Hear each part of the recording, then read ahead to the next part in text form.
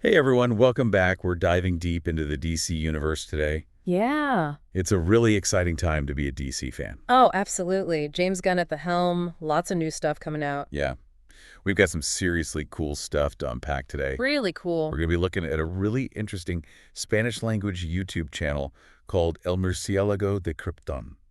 Interesting. Yeah, I know, right?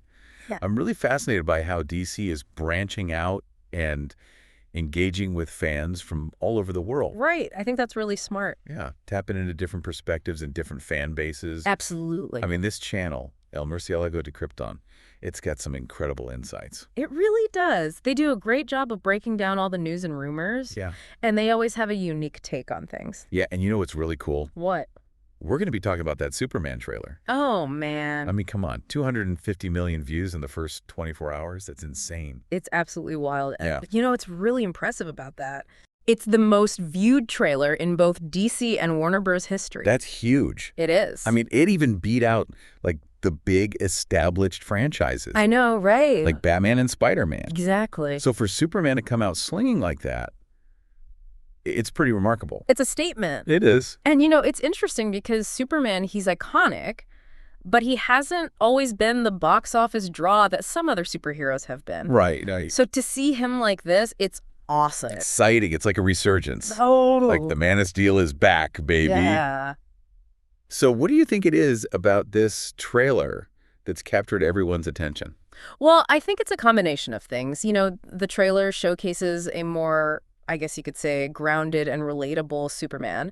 But at the same time, it still hints at that epic scale. Right. The iconic imagery that we associate with Superman. Plus, you get that glimpse of Lex Luthor. Ah, Lex. And he's all tech-focused, which adds a really interesting layer of conflict. Yeah, I'm really digging the whole tech-savvy Lex Luthor vibe. Oh, me too. It's like, instead of just being a wealthy businessman, he's like this mastermind using technology as a weapon. Absolutely. And remember those leaked images of him looking all menacing? Oh, yeah. With, Yeah. like, the tactical gear? Yeah. It just suggests a much more, imposing presence than we've seen before. Totally. And James Gunn even described him as a tech wizard. Right. Which, it just reinforces that whole idea of technology being central to his character in this film. Okay, so get this. Mhm. What if Lex is targeting the Fortress of Solitude? Ooh. Okay, I like where you're going with this. Right. Remember that scene in the trailer where the fortress is under attack? Yeah. What if Lex is trying to infiltrate it to steal Kryptonian technology? That would be amazing. I mean, it would make perfect sense. Right. For a tech-focused villain like Luthor, the fortress is like a treasure trove. It's like a giant Kryptonian tech playground just waiting for him to exploit it. Exactly. And it raises the stakes, right? Oh, absolutely. Because now, not only does Superman have to deal with Luthor's usual schemes, but he also has to protect his home, his heritage, his technology. Right. And that vulnerability, man, it just adds a whole new dimension to their rivalry. For sure. Okay, now let's switch gears a little bit and talk about Creature Commandos. Okay, yeah. So it's an animated series, right? And it might seem like a bit of a side project compared to all these big live-action films. It does, but you know what? It's not. Exactly. I mean, this show is dropping some serious bombshells. It is. It's directly connected to the DCU's future. And it's doing it in such a classic James Gunn way. Oh, totally. Like blending humor and action with these surprisingly deep character moments. I know, right? Take the latest episode, for example, which focuses on Weasel. Weasel, yeah. Who would have thought a bloodthirsty weasel could have such a tragic backstory? It's amazing. I mean, it's a testament to Gunn's ability to find humanity, even in the most unexpected characters. Right. It makes you wonder if we'll see that same level of depth applied to other seemingly one-dimensional villains in the DCU. Absolutely. Like maybe we'll get a whole new perspective on some classic bad guys. I would love that. Me too. But okay, back to Creature Commandos. Yeah. So the episode ends with this vision of the future, right? Right. And it's pretty intense. We see multiple DC heroes lying dead, including Superman, Wonder Woman, Batman, and Flash. Dead. Yeah, Wow. that's dark. Right. It's pretty heavy stuff, even for James Gunn. So what do you make of it? I don't know. It's hard to say for sure, but it definitely raises the stakes. For sure. It confirms that Creature Commandos isn't just some standalone story. Right. It's directly tied to the larger DCU. And this vision, it might be foreshadowing a major crisis that will impact all these heroes. So it's like all these seemingly disparate pieces are starting to fit together. We've got Superman facing new challenges, a tech-savvy Luthor seeking to exploit Kryptonian technology, and a shared universe where even an animated series like Creature Commandos can offer glimpses into a potentially devastating future. It's exciting, right? It's crazy. All these connections. Yeah, and you know what? There's one more detail from that vision that we need to unpack. Okay, what's that? The Flash we see, it's not Barry Allen. It's not. Nope. The producer of Creature Commandos confirmed that it's actually Wally West. Wally West. Interesting. Why do you think they went with Wally instead of Barry?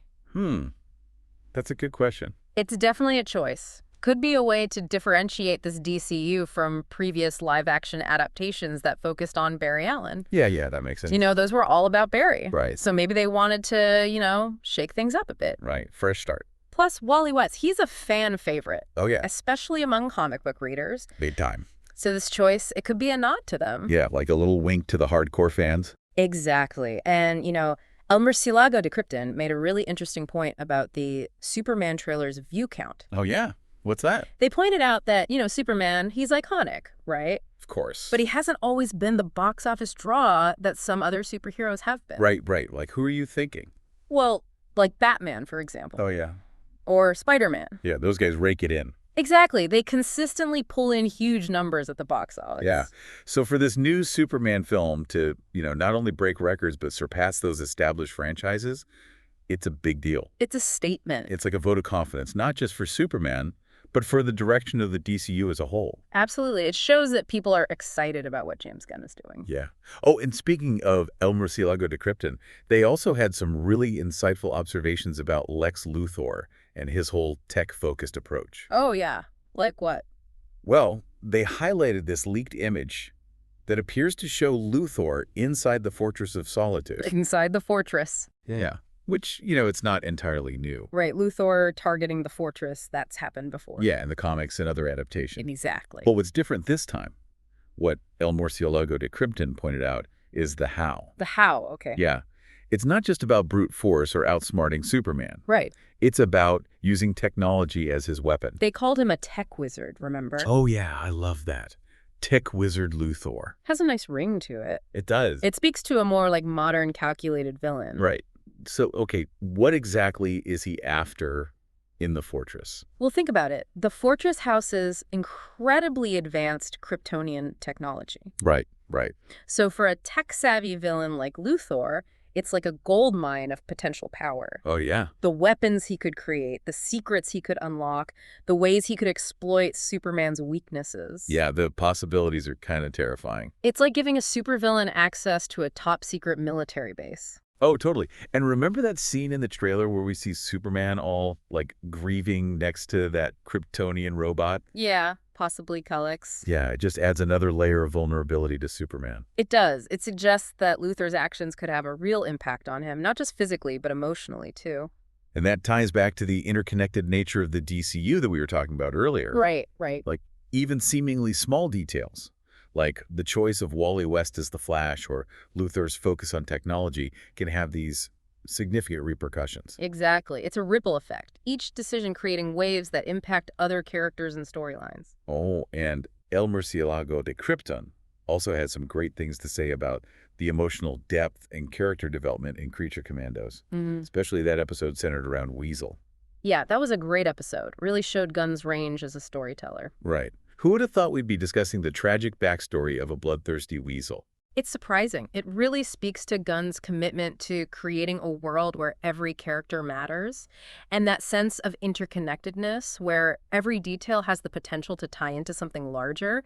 That's what makes the DCU so exciting right now. It keeps us guessing, keeps us engaged, and it definitely leaves us wanting more. So, okay, if Creature Commandos is laying the groundwork for a larger conflict, what could that be? What kind of threat could possibly unite these heroes, only to then lead to their downfall, like we saw in that vision? I'm dying to know what El Murcielago de Krypton thinks. So they brought up the MCU and how they hinted at Thanos early on. Little clues here and there foreshadowing his arrival. They think Gunn might be doing something similar. So Creature Commandos is like planting seeds. for something bigger. Exactly. It's entertaining, yeah, but it could also be setting up a much larger story. Okay, and those dead heroes in the Vision, what about them? Well, it might not be literal. Maybe it's more symbolic, like the consequences of this threat, whatever it is. So this threat could change everything, the whole DCU. That's what they think. It's pretty exciting. It keeps us guessing, keeps us on the edge of our seats. It's like he's playing a game with us. Totally. He's a master storyteller. Yeah. And El Murciélago de Krypton, they pointed out how Gunn reveals information very carefully, strategically. Like to keep the buzz going and get us all speculating. Exactly. And it's working, right? Everyone's talking about the DCU, analyzing every little detail. Yeah. It's like we're all detectives trying to figure out what's going to happen next. I love that. And the Wally West thing, that just adds another layer of mystery. Right. What does it all mean? It opens up so many possibilities. Okay, let's recap. We've got Superman's big comeback, Lex Luthor is a tech wizard, those hints and visions from Creature Commandos, and Wally West is the Flash. A lot to unpack. It's a bold new era for the DCU. Totally. And we're just getting started. So many more stories to tell, so many more mysteries to unravel. It really is an amazing time to be a DC fan. These deep dives are so much fun. We get to explore all these sources, speculate about the future. Yeah. And that's what it's all about, right? So here's a final thought for you all. What does Wally West as the Flash really mean? Could it be Young Justice? Or something even bigger? Share your theories and keep that DC passion burning. Until next time.